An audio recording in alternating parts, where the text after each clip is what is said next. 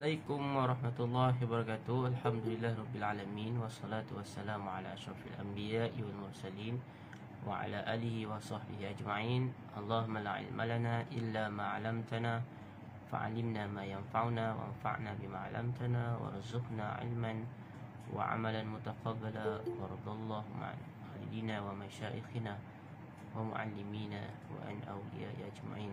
Amma ba'd. Alhamdulillah, syukur kepada Allah SWT dapat kita meneruskan kita punya kuliah kita berkenaan dengan ilmu mantik dalam kitab Manahij Al-Ulum Al-Islamiyah. Jangan cepat putus asa waktu sukat ini. PDPR di rumah akan orang kata apa, cabaran lah sikit kan, sebab kita tinggal di rumah kena kontrol diri masing-masing. Berlainan dengan kalau kita berada di sekolah, kita mampu untuk sama-sama dengan kawan. Jadi insyaAllah, tapi dalam subjek mantik ni insyaAllah, kalau selepas ni siapa-siapa yang ada masalah atau tidak faham tentang apa yang kita pelajari, dia boleh tanya direct pun tak apa, tanya dalam grup pun boleh. Saya akan cuba menjawab sekiranya saya mampu untuk menjawab. Jadi malam ni mungkin malam terakhir kita akan bincang tentang Al-Qiyas. Al-Qiyas ni adalah merupakan tujuan, makosid daripada ilmu mantik, yang mana kita dah ketahui tentang tasawurat, tasdiqat dan semua perbahasan-perbahasan tersebut daripada alfaz, kemudian istidlal ghair mubasyir seperti tanakun, akas. Kemudian kita juga belajar tentang qadhiyah hamliyah, qadhiyah syartiyah. Dan tujuan untuk kita belajar semua tu adalah untuk kita menekuni ataupun untuk kita mengetahui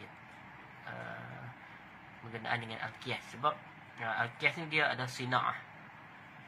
Sina'ah ni apa? Sina'ah dia berbentuk kemahiran. Maksudnya benda perlu dipelajari, benda yang perlu kita ingat, kita punya syakal dia, formula untuk kita memastikan kebenaran bagi setiap kias yang kita lakukan. Okey, jadi tanpa melengah masa, kita pun masuk ke dalam perbahasan kita malam ini berkenaan dengan Al-Qiyas. Okey. Pada muka surat 39. Okey. Ta'riful qiyas taqdiru syai'in ala mithalin akhar. Itu menentukan sesuatu ke atas mithalin akhar, sesuatu yang seumpama dengannya, yang lain. Ala mithalin akhar, maksudnya kita menyamakan sesuatu ataupun menentukan sesuatu itu ke atas contoh yang lain.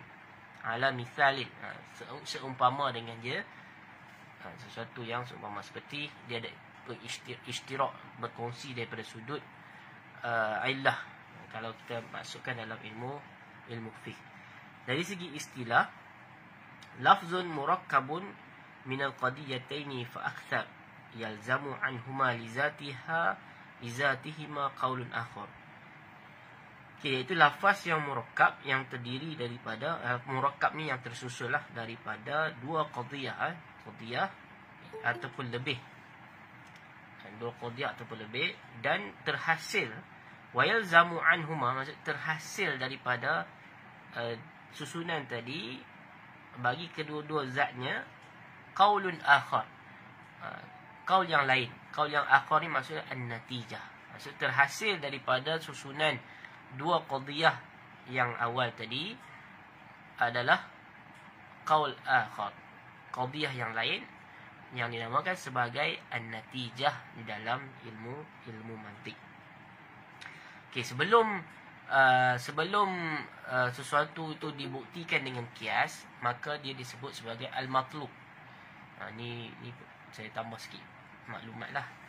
Selepas maksud al-matlub, perkara yang dituntut ataupun perkara yang dicari di dalam sesuatu kias adalah kita nak, tujuannya adalah untuk mendapat natijah. Jadi di situ an-natijah sebelum terhasil dipanggil sebagai al-matlub. Kemudian bila dah terjadi kias tersebut, maka dia sebut sebagai an-natijah. Okey, contoh dia bagi di sini qadiyatul ula ataupun dikatakan sebagai muqaddimah sughra. Premis yang pertama, kullu khamrin muskir. Kullu khamrin muskirun. Semua arak itu memabukkan. Okey Okey, qadiyah yang kedua iaitu disebut sebagai muqaddimatul kubra. Kullu muskirin haramun. Setiap perkara yang memabukkan itu adalah haram. Maka an-natijah, ni yang kita sebut sebagai qaulun akhar itu, iaitu qaul yang terhasil daripada kedua-dua muqaddimah di atas. Maka jawapannya ataupun natijahnya adalah kullu khamrin haram. Setiap yang arak itu adalah haram. Okey. Di sini sini ramai yang tertukar di antara kias mantiki dengan kias usuli. Di sini bila ada lafaz kullu muskirin haram itu, maka dia kias juzuk ke atas kul. Kias juz'i ke atas kuli, maka dipanggil sebagai kias mantiki. Kalau juz'i kepada juz'i, macam contoh kita kata arak memabukkan. Okey, contoh kita kata arak memabukkan ataupun minuman yang lain, ketum. Okey, ketum memabukkan. Okey, setiap arak memabukkan itu kita panggil, kita kiaskan air ketum dengan air arak, dengan arak. Itu kita panggil kias juz'i ke atas juz'i, dengan sebab ada ilah yang sama, iaitu ilah memabukkan, al-iskar. Maka setiap yang memabukkan itu adalah haram. Ini dipanggil sebagai arak itu, ketum itu akan mengambil hukum arak tersebut. Itu dipanggil kias tamsil. Kias tamsil ni adalah juz'i, perkara juz'i, kita kiaskan kepada juz'i yang lain, iaitu minuman tuak ataupun todi kepada arak. Tetapi kalau kias di sini adalah kias mantiki, iaitu bila kita kata kullu khamrin muskir, tetapi qadiyah yang kedua itu kita kullu muskirin haram, setiap yang memabukkan itu adalah haram. Maka ini adalah kias mantiki.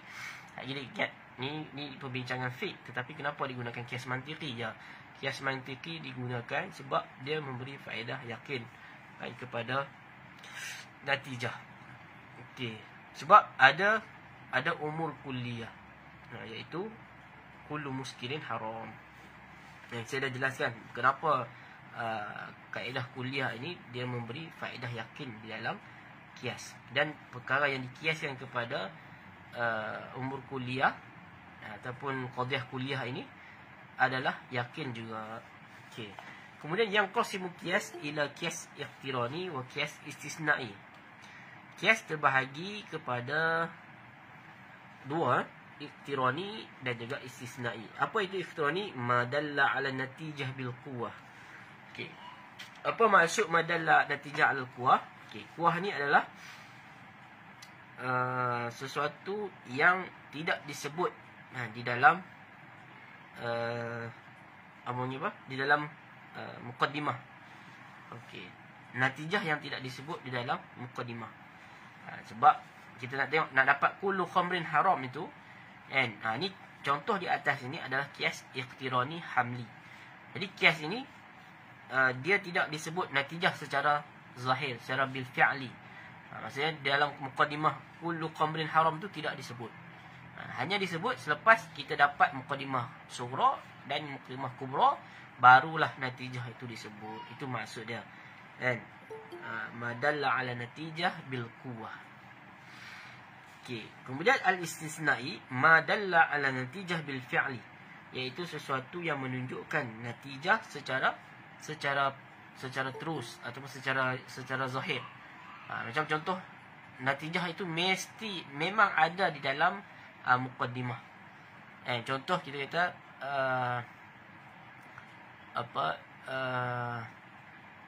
apabila matahari terbit, maka siang wujud. Itu muqaddimah sughra kita, muqaddam dan juga tali. Okey, kemudian matahari terbit, maka siang wujud.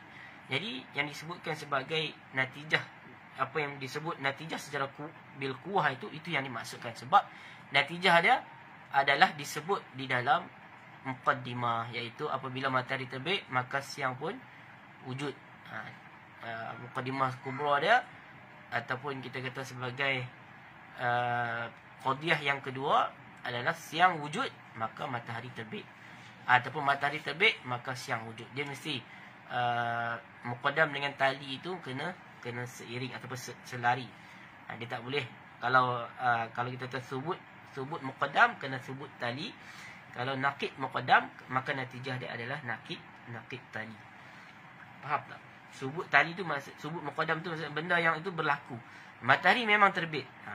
Contoh saya bagi kias yang sempurna. Dekat sini ada tak contoh dia?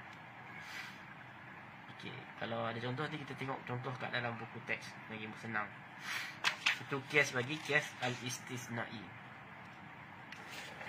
Ustaz, ya. Terang sekali lagi kan madalla ala natijah bil quwwah tu. Al-iqtirani. Okey, al-iqtirani madalla ala natijah bil quwwah, iaitu sesuatu kias yang menunjukkan natijahnya secara kuwah. Secara kuwah ni belum natijah yang sempurna. Natijah tu ada tetapi tidak tersusun secara lengkap. Maksud dia ada pada muqaddimah sughra dan ada pada muqaddimah kubra. Kita tengok nanti kita akan tengok ajza' qadiyah. Okey, kullu khamrin muskir. Setiap yang arak itu adalah memabukkan. Kullu muskir haram. Setiap yang memabukkan itu adalah haram. Maka natijah dia kita ambil daripada maudhu' pada qadiyah muqaddimah sughra, iaitu khamrun. Okey. Maka kemudian mahmul natijah kita ambil daripada mahmul pada kubra. Yang kita hazaf atau kita buang iaitu hadul awsat, muskil yang berulang di antara dua qadiyah. Jadi natijah ini kullu khamrin haram ini tidak disebut dalam mana-mana muqaddimah. Jadi dia disebut hanya bil quwwah sahaja. Lepas kita susun muqaddimah sughra dengan kubra, barulah kita dapat natijah. Faham tak Ustaz Farul? Boleh Boleh. Okey. Itu maksud dia bil quwwah. Maksud tidak disebut secara nyata. Dia tak macam natijah istisna'i disebut secara nyata. Jadi saya terjemah bil quwwah ini secara tidak nyata, manakala bil fi'li itu secara nyata. Itu lagi senang kefahaman kita. Dia disebut tetapi tidak lengkap ataupun tidak sempurna. Kita yang kena susun natijah tersebut, iaitu mahmul pada sughra dan maudhu' pada sughra dan mahmul pada kubra. Itu maksud dia. Okey. Okey, kemudian kita tengok pula bahagian al-qiyas wa hududuhu. Ajza'ul qiyas wal hududuhu, iaitu bahagian qiyas dan had-hadnya. Bagi qiyas ada 3 bahagian. Okey, ini penting sebab kita akan menganalisis perkara ini secara detail. Okey.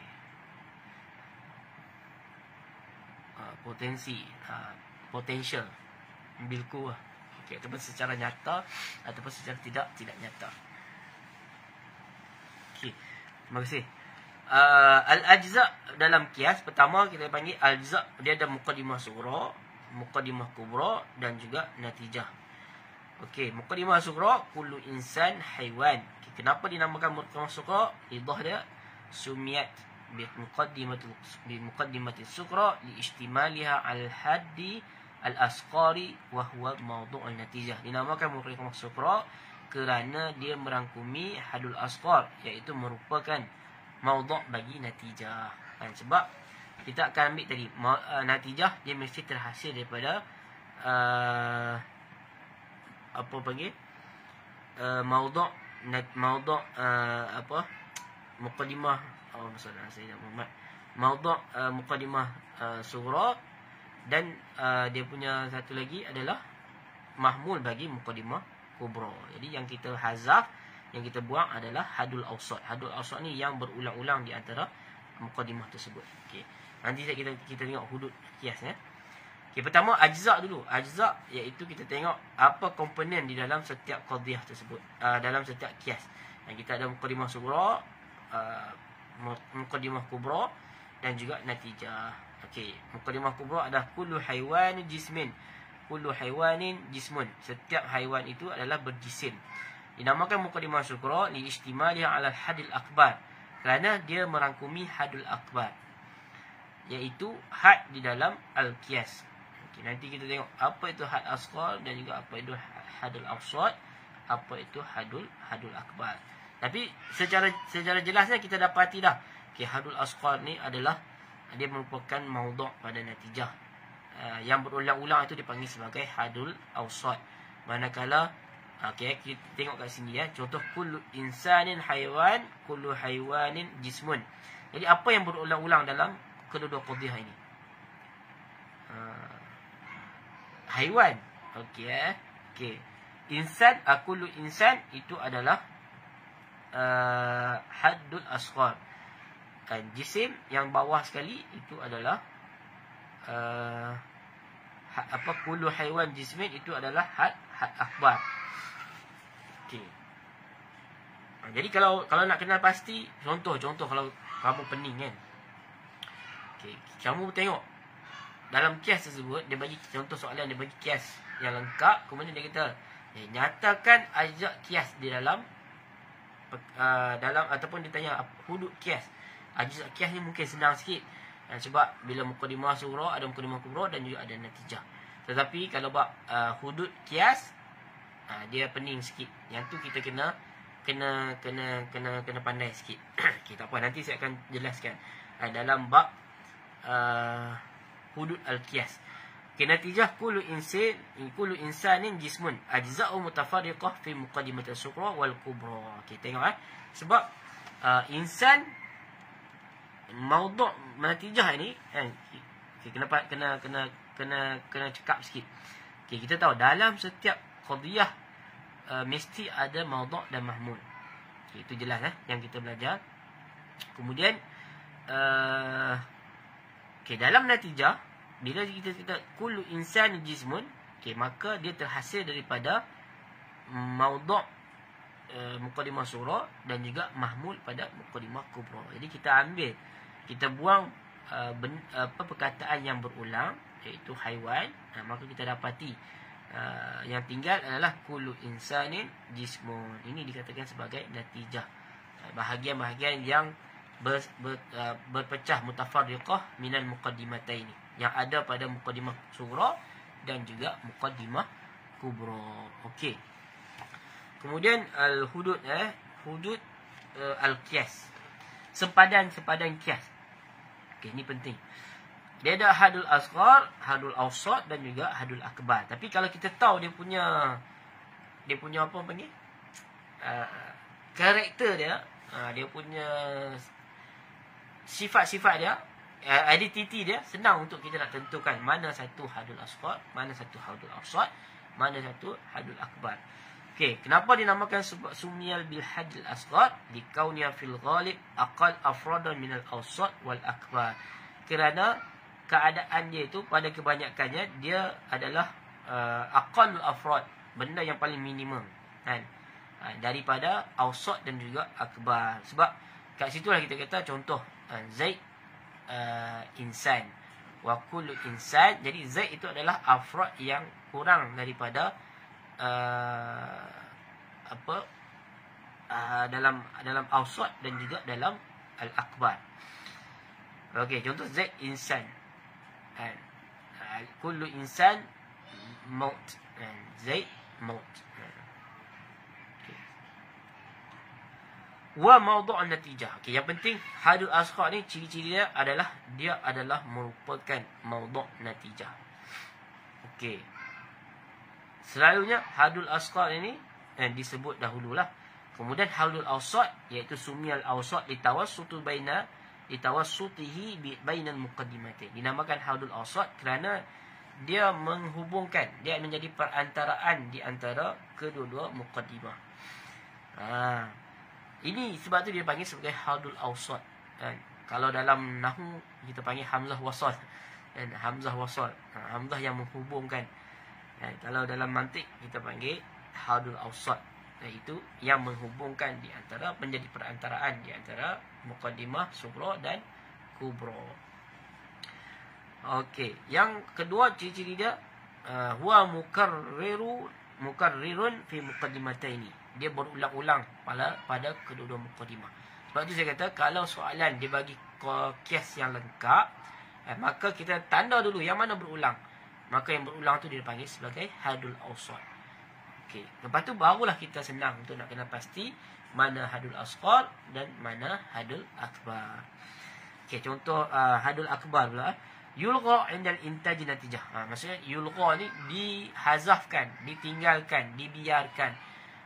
Maksudnya ketika mana untuk kita nak menghasilkan natijah. Jadi natijah tidak disebut hadul awsat sebab tidak diperlukan lagi. Okey. Hadul akbar sumiya bil hadul akbar likauna fil ghalib akthar afradan min al asghar wal awsat. Dinamakan sebab hadul akbar kerana pada kebanyakannya dia adalah lebih banyak individu, dia lebih bersifat kuliah, maksudnya lebih besar daripada asghar dan juga awsat. Maka ciri-ciri dia adalah wa mahmulun natijah. Dan bila mahmul natijah, maka kita tahu itu adalah hadul akbar. Okey, di sini kita akan perincikan dia punya kedudukan bagi mana hadul asghar, mana hadul awsat, mana hadul akbar. Okay, dalam muqaddimah sughra dipanggil kullu insanin haiwan, kullu haiwanin jismun. Itu hadul asghar adalah maudhu' bagi muqaddimah sughra.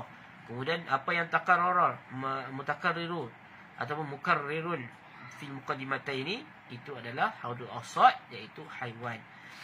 Manakala jismun adalah mahmul bagi muqaddimah kubra, maka dia adalah hadul akbar. Jadi kita ambil hadul asghar, kita ambil hadul akbar, maka kita jadikan sebagai natijah kullu insanin jismun. Setiap insan itu adalah berjisim. Okey. Yang ni kena betul-betul mahir supaya kita dapat kena pasti. Jangan pula tertukar bila soalan tanya ajza, maka kamu kena ingat itu adalah muqaddimah sughra, muqaddimah kubra dan natijah. Kalau dia tanya tentang hudud, perkataan hudud, maksudnya hudud itu adalah jamak bagi had, plural bagi had. Had itu adalah singular ataupun mufrad bagi hudud. Kena ingat. Okey, hudud kias mesti bila hudud mesti had asghar, had akbar dan juga hadul awsat. Okey, mudah saja. Okey. Kemudian asyaklu wa darbu fil qiyas.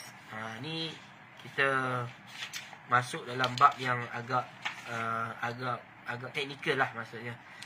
Tapi dia hanya menterhadkan kepada syaklus sani. Okey.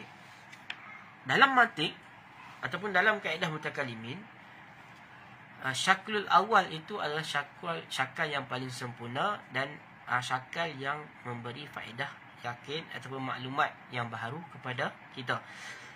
Jadi kebanyakan kitab akidah ni, kitab usul fiqh ke, kitab ilmu kalam ke, banyak mengaplikasikan syakal awal. Sebab syakal awal ini diterima sebagai istidlal.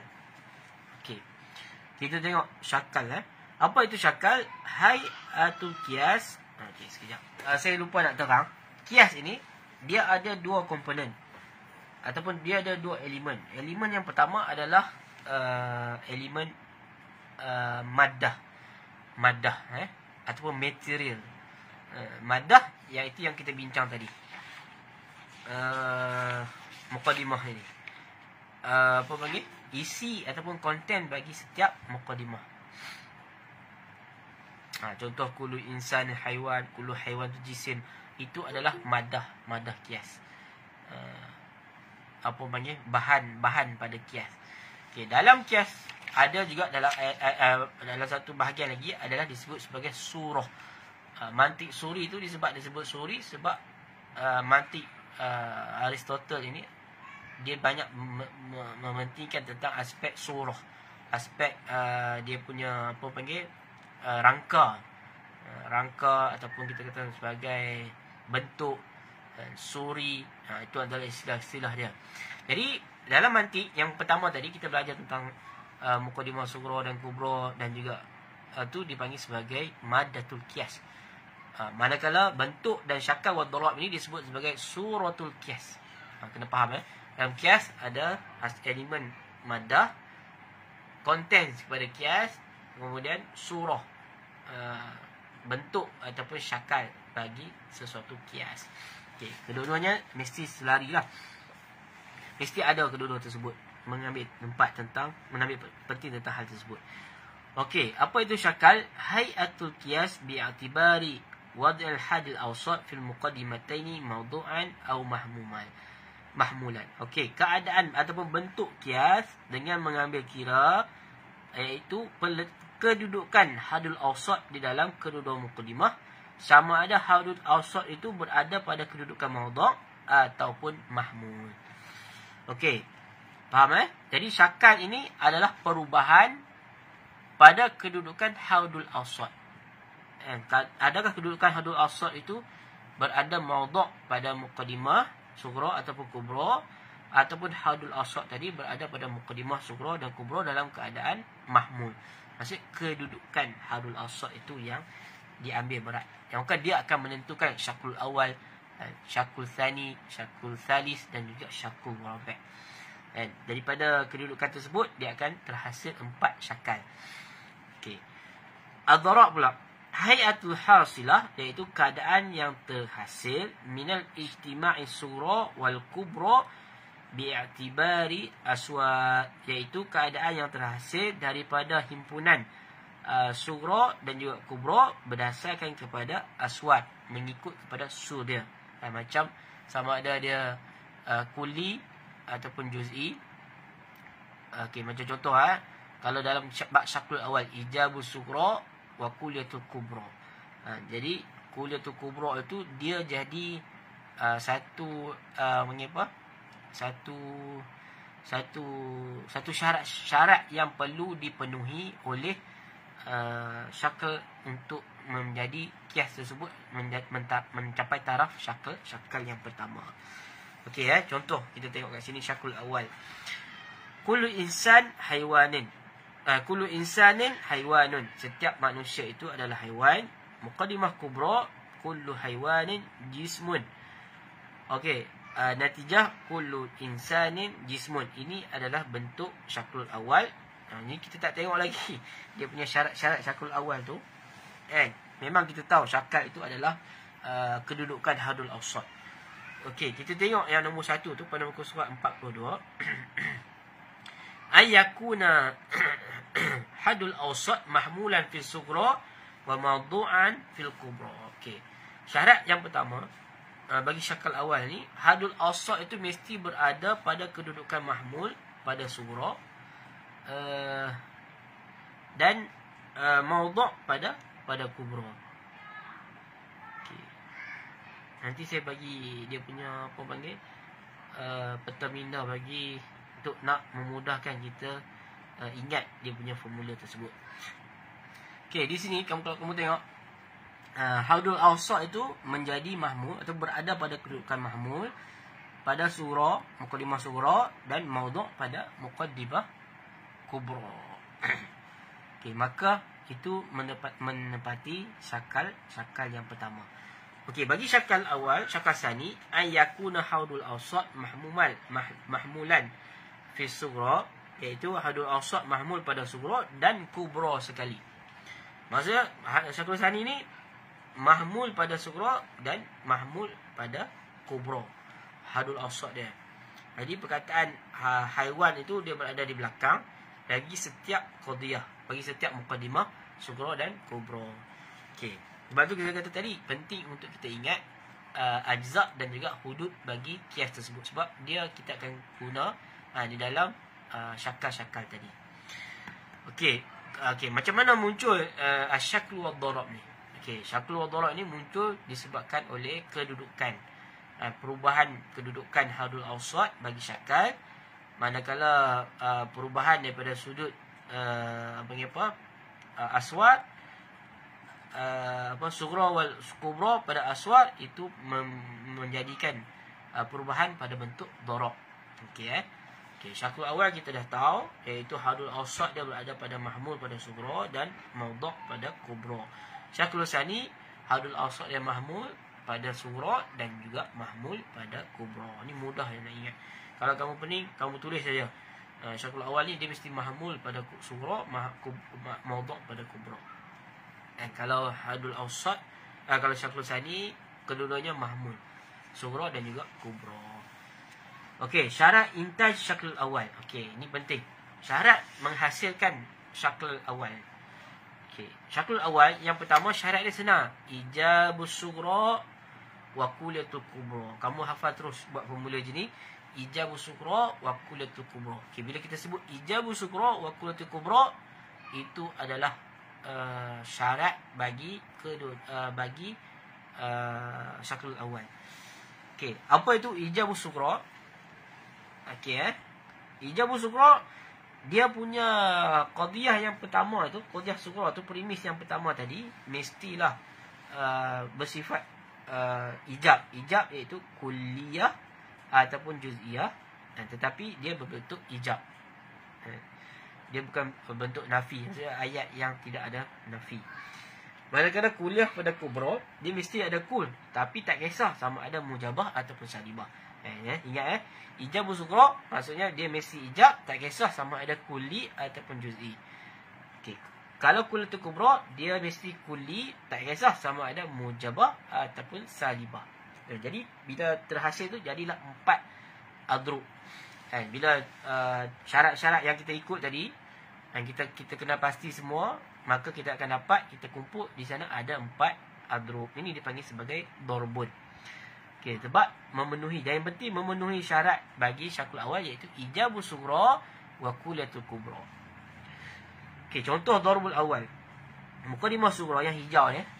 Apa dia punya ni? Muqaddimah sughra. Kuliah mujabah. Okey, sebab syarat yang pertama tadi ijabus sughra. Bila dia buat ijabus sughra, tak kisah sama ada kulli ataupun juz'i.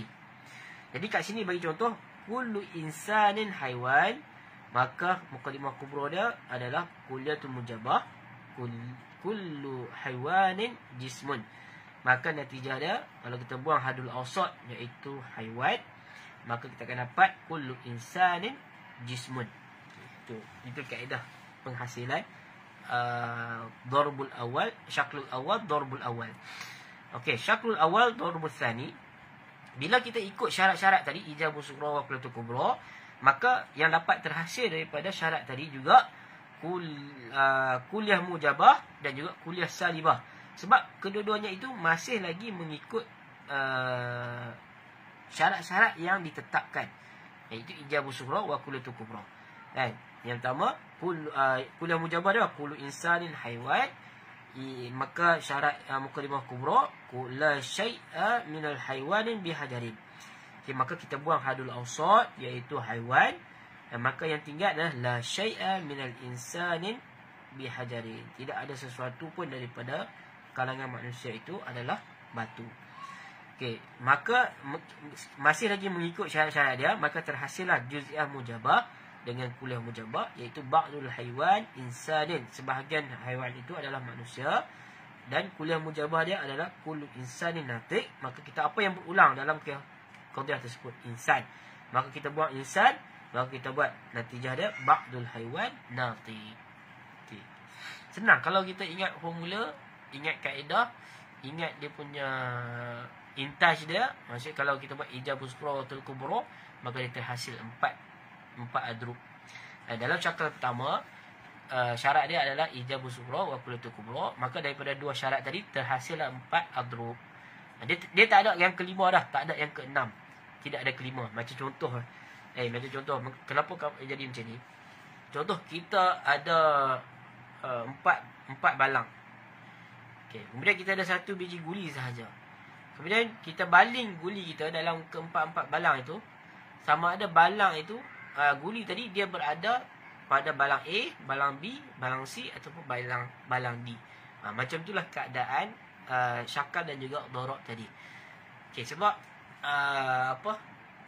contoh kita tahu, sekiranya guli tidak berada pada A, dia akan berada pada B, sama ada B, C ataupun D. Begitu juga kalau tidak berada pada D, dia akan berada pada C, D dan juga A. Itu cara pemikiran mantiki, sebab dia akan merangkumi ataupun menghimpunkan kesemua aspek yang kemungkinan yang boleh terhasil daripada syarat yang diletakkan. Dan kalam manusia pula, dia tidak akan lari daripada susunan ini. Maksudnya kalau seorang yang berhujah, mana-mana hujah, kalau kita kenal pasti mana maudhu' dia, mana mahmud dia, mana muqaddimah surah dia, mana muqaddimah kubra dia, mana natijah dia, barulah kita boleh kritik satu persatu hujah tersebut. Jadi masalah dekat mana? Muqaddimah surah dia ke muqaddimah kubra dia. Jadi kalau kita tengok natijah dia tidak mulazamah, tidak talazum daripada dua qadiyah tadi, maka senang untuk kita nak tolak penghujahan tersebut. Okey. Yang keempat, juz'iyah mujabah dan juga kuliah salibah. Ba'dul haiwan insan la syai'a min al-insani bi farsin laisa ba'dul haywani bi farsin. Okey, dalam ilmu mantik, kalau sekiranya kias tersebut kias yang sempurna adalah kias yang terhasil daripada syaklul awal dan juga darbul awal. Sebab apa? Sebab itu adalah kias yang paling sempurna dan paling difahami dan paling diyakini dia punya natijah dia. Jadi manatiqah ni dia tulis semua jenis bentuk kias. Okey. Al-idah pula, syaklul awal akmalu min asy-syakl tsani li'annahu muntijul matalib arba'ah ala nuzumi at-tabi'i. Okey, syakl awal ni adalah merupakan yang bawah ni sahabat-sahabat. Syakl awal ni adalah kias yang paling sempurna, syakal yang paling sempurna daripada kias tsani dan juga kias salis dan juga kias syakl rabi'. Syakl tsani dan juga salis, syakl rabi', yang mana terhasil daripada matalib arba' yang kita sebut kuliah mujabah dan juz'iyah salibah tersebut, ataupun susunan daripada ijabu sukra wa kuliatul kubra itu menghasilkan 4 adrub ini. Wa nuzum yang tabi, dia adalah merupakan susunan yang bersifat semula jadi. Maksud pemikiran manusia, dia akan menjelaskan tentang perkara tersebut. Maksudnya mengikut susunan ataupun kaedah pemikiran manusia. Wala yuntiju kuliah mujabah min ashkal illa fi darbil awal tersebut. Maksudnya tidak terhasil kuliah mujabah daripada ashkal tadi kecuali dalam darbul awal. Jadi sebab itu saya kata, kalau kita nak generalisasi apa-apa sesuatu perkara, maka kita kena pastikan kita punya kias tadi adalah terdiri daripada kias syaklul awal dan juga darbul awal. Okey. Kita tengok pula syarat intaj bagi syaklul tsani. Okey, ikhtilaful muqaddimataini fil kaif, sudut kuliah atau juz'iyah. Okey.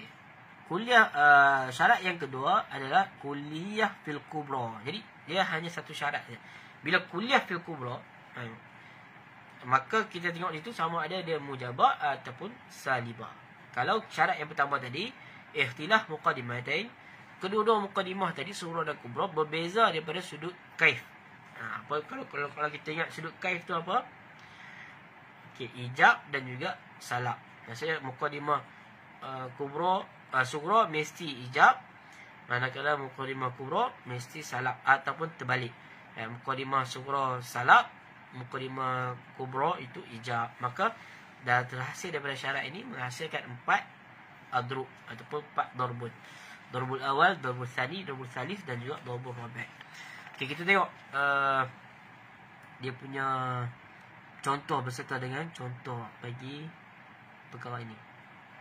Okey, syarat untuk menghasilkan syaklul tsani. Okey, muqaddimah sughra, kuliah mujabah. Maka kita tengok syarat dia tadi, dia kena berbeza daripada sudut kaif. Maka muqaddimah kubra dia mestilah kuliah salibah. Sebab beza sudut mujabah dan juga salibah. Jadi kullu insanin haiwanun, setiap manusia itu adalah haiwan. La syai'a, muqaddimah kubra dia, la syai'a minal hajari bil haiwan. Tidak ada sesuatu pun daripada batu itu adalah haiwan. Maka terhasil natijah tersebut adalah kuliah salibah, la syai'a minal insanin bihajarin. Okay, kita buang juga hadul awsat. Kita buang apa yang hadul awsat dalam dua muqaddimah tersebut? Haiwan. Maka kita dapat la syai'a minal insanin bihajarin. Okey, begitu juga dengan syakul yang kedua. Syaklul as-sani. Darbus sani, minta maaf. Okey. Kuliah salibah dan juga kuliah mujabah. Nah, kita tukarlah pula. Maksudnya bila syarat yang diletakkan tadi mesti kuliah tetapi tamak ada salibah ataupun mujabah, tidak ada masalah. La syai'a minal hajari bil haiwan, kullu insanin haiwan, maka kita buang hadul awsat iaitu haiwan, maka kita dapat la syai'a minal hajarin bi insanin. Dan tidak ada sesuatu pun daripada batu itu adalah manusia. Kemudian yang ketiga, juz'iyah mujabah dan juga kuliah salibah. Sebab mukadimah tu hanya berbeza daripada sudut kaif, sama ada mujabah ataupun salibah. Okey, juz'iyah mujabah ba'dul insan haiwan, sebahagian daripada haiwan itu adalah manusia. Kuliah salibah la syai'a minal farsi bil insan, tidak ada sesuatu pun daripada kuda itu adalah manusia. Maka kita buang hadul awsat. Pada hadul awsat al-insan, maka laisa ba'dha haiwanin bil farsin, tidak kalau sebahagian daripada haiwan itu adalah kuda. Okey, juz'iyah salibah laisa ba'dul haiwan insan. Kemudian muqaddimah kubra dia kuliah mujabah kullu natiqin insan. Juz'iyah salibah natijah dia kita buang hadul awsat iaitu insan, maka kita dapat laisa ba'dul haiwan natiq. Okey. Di sini penerangan la yuntiju hadzal syak illa salibah faqat sawa'un kana kulliyah aw juz'ibah. Okey. Dalam syaklul sani ini yang hanya diterima pakai natijah dia adalah pada hanya syakal ini hanya pada yang salibah sahaja. Maksudnya kuliah salibah, natijah dia semua terhasil kuliah salibah dan juga juz'iyah salibah dan juz'iyah salibah. Sebab tu saya kata tadi dalam syaklul sani ini dia adalah kias yang bukan lengkap, maksudnya yang tidak merangkumi, yang kita tidak boleh nak buat generalisasi bagi sesuatu isu yang kita bincangkan ataupun istidlal yang kita bina tersebut. Jadi kenapa ulama manatiqah menyusun ke semua bentuk syakal-syakal ini supaya semua pemikiran manusia itu dapat dipetakan, dapat disusun. Maksudnya kalau manusia berhujah, kita kena pasti mana bentuk syakal dia, mana adrub dia. Maka kalau dia berucap, dia menguat, kalau orang Kedah kata, kalau dia bergerak sikit pun kita dah tahu, oh ini syakul awal darbus tsani, contoh. Ini syakul tsani darbus tsalis. Itu semua dalam kepala otak kita. Sebab kita dah, ulama manatiqah dah menyusun semua bentuk pemikiran ataupun ihtimal kemungkinan pemikiran manusia apabila dia bercakap ataupun dia berhujah. Itu yang kita maksudkan. Sini Okey, arif qiyas. Ni kamu tengok dia punya jawapan. Uzkur aja'ul qiyas wa hududiha, bahududahu. Okey, sebutkan bahagian-bahagian qiyas dan had-hadnya. Okey, ajza kita ada apa panggil? Muqaddimah sughra, muqaddimah kubra dan juga natijah. Okey, hudud, hadul asghar, kita ada hadul akbar, hadul asghar, hadul awsat dan juga hadul akbar. Okey.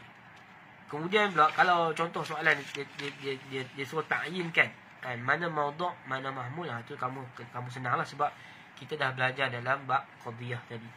Okey Kemudian kita tengok ayin hudud qiyas al-ati. Tentukan had-had qiyas. Okey, bila had dalam kepala otak kita terus pergi hadul asghar, hadul akbar dan juga hadul awsat. Okey, kullu wudu' ibadah. Okey, la syai'a min al-ibadah ghair muhtaj ila niyat. Sekejap. La syai'a min al-wudu' ghair muhtaj ila niyah. Sekejap. La syai'a. Okey, setiap wudu' itu adalah ibadah dan tidak ada sesuatu pun daripada ibadah itu yang tidak memerlukan kepada niat. Dan tidak dia punya natijah dia la syai'a minal wudu' ghairul muhtaj ila niyah. Okey. Jadi apa yang berulang? Okey, yang berulang adalah ibadah. Okey, nampak? Kalau pening-pening sangat tengok dulu apa yang berulang. Okey, bila berulang, maka kita tetapkan di situ adalah hadul awsat. Maka ibadah itu adalah hadul awsat. Okey, hadul akbar adalah wudu. Manakala dia adalah maudhu' bagi mukadimah sughra, dan maka itu adalah wudu. Itu adalah hadul asghar. Okey, dan kita dapati dia juga adalah pertama mukadimah bagi maudhu' bagi natijah. Okey, kemudian apa yang tak ada lagi? Ghairu muhtaj ila niyah. Maka ini adalah hadul akbar. Okey, jelas Okey, kes yang kedua. Kullu yaquti hajar. Setiap batu permata itu, yakut itu macam batu permata lah, adalah batu. La syai'a minal insan bihajarin. Maka natijah la syai'a minal yakut bil insan. Okey, formula dia kita kena pasti apa yang berulang dalam dua mukadimah tadi. Al-hajar, sudah pasti al-hajar. Maka ini adalah hadul asghar. Maka yakut itu adalah hadul asghar. Hajar itu hadul awsat, yakut itu adalah hadul asghar. Manakala hadul akbar adalah maudhu' bagi mukadimah itu insan. Okey, senang ya ni.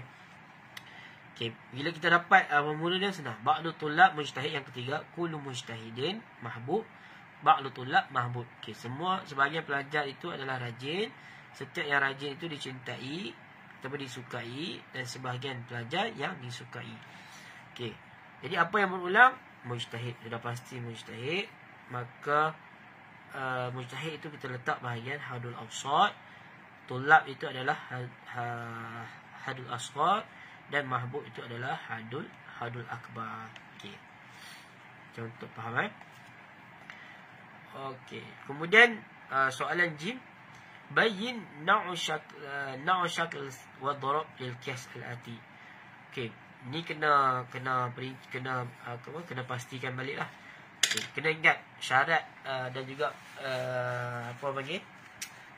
bagi mukadimah, bagi syaklul awal, dia mesti syarat dia ijabu sughra wa kullatul kubra. Okey, ijabu sughra wa kullatul kubra. Kemudian kedudukan daripada sudut darab pula berbeza daripada sudut mahmul. Maksudnya hadul awsat itu berada, kedudukan hadul awsat. Hadul awsat itu berada pada mukadimah maudhu', pada mukadimah ataupun pada qadiyah ataupun mahmul. Itu yang membezakan di antara darab ataupun di antara darab dalam satu syakal tersebut. Okey, ba'dul marfu' fa'il. Sebahagian isim marfu' itu adalah fa'il, ataupun maksudnya ini dalam nahwu lah. Wa kullu fa'il yajibu ta'khiruhu an 'amili. Setiap fa'il wajib untuk kita ta'khirkan dia punya kedudukannya min 'amilihi, daripada amilnya. Okey, ba'du dekat sini kita tengok dia adalah juz'iyah. Okey, juz'iyah mujabah. Okey, kemudian satu lagi qadiyah. Di sini tak bagi natijah lah, natijah kita buat sendirilah. Okey, maksudnya sekejap. Okey, kemudian kulliyah. Okey, kullu fa'il kulliyah mujabah. Okey, ini saya pun tak apa ingat ni. Okey, kulliyah mujabah. Okey, ini daripada sudut syakal. Okey, kita tengok syarat syakal yang pertama. Bila juz'iyah mujabah. Okey, juz'iyah mujabah. Okey, syakal awal tu dia tak kisah, yang penting dia ijab pada sughra. Okey, bila ijab pada sughra, sama ada kulli ataupun juz'i, tidak ada masalah. Okey, jadi kita tengok tu juz'iyah mujabah.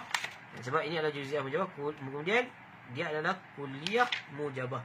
Mukadimah sughra dia mesti kulliyah mujabah. Jadi juz'iyah mujabah, kulliyah mujabah, iaitu syaklul awal darbus salis. Darbus salis, syaklul awal darbus salis. Okey, syaklul awal darbus salis. Tulis ni tak apa kot, tulis angka. Kalau nak confident, tulis bahasa Arab lah, al-awwal darbu al-thalis. Okey. Kemudian ba'du maliziyin muslim. Okay, kita tengok pula ni qadiyah apa. Dia adalah juz'iyah mujabah juga. Juz'iyah mujabah. Kemudian la wahidah. Okey. Ni lebih kepada kuliah salibah sebab la wahid, dia ada la wahid, kuliah salibah. Okey, jadi kuliah salibah juz'iyah mujabah, kuliah salibah, maka dia adalah syaklul awal darbu yang keempat. Darbu yang keempat, syaklul awal darbu yang keempat. Okey. Kemudian yang ketiga, ba'dul jismin laisa bil ma'dan. Sebahagian jisim bukanlah logam. Okey, ba'dul jisim. Okey, maka di situ kita tahu dia mesti berada dalam syaklul tsani sebab dia berbeza apa panggil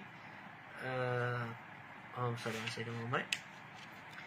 Okey, ba'dul jisim laisa bihwa, itu adalah juz'iyah mujab, juz'iyah salibah juz'iyah salibah sebab kita tengok ba'dul jisim laisa bil ma'din wa kullu zahad, dia berbeza dari sudut kaif. Satu ijab, satu salibah, satu mujabah. Okay, jadi kita tahu ni adalah syaklul tsani, cuma kita tak tahu syakal berapa. Okey, kemudian wa kullu zahab ma'dan. Kita tengok dulu juz'iyah mujabah, dia duduk pada di sini sama ada okey, juz'iyah salibah, minta maaf, juz'iyah salibah. Okey, juz'iyah salibah. Kemudian kullu zahab ma'dan ni dia adalah kuliah mujabah. Maka jawapannya adalah syaklul tsani. Syaklul tsani darbul yang keempat. Darbul yang keempat. Okey. Contoh yang keempat pula, soalan yang keempat, kullukum ra'i. Okey, semua kamu adalah orang yang bertanggungjawab ataupun orang yang apa? Semua kamu ini adalah ketua. Wa kullu ra'in, setiap ketua itu akan ditanya tentang ra'iyatihi. Okey. Okey, jadi kita tengok kullukum ra'i itu apa?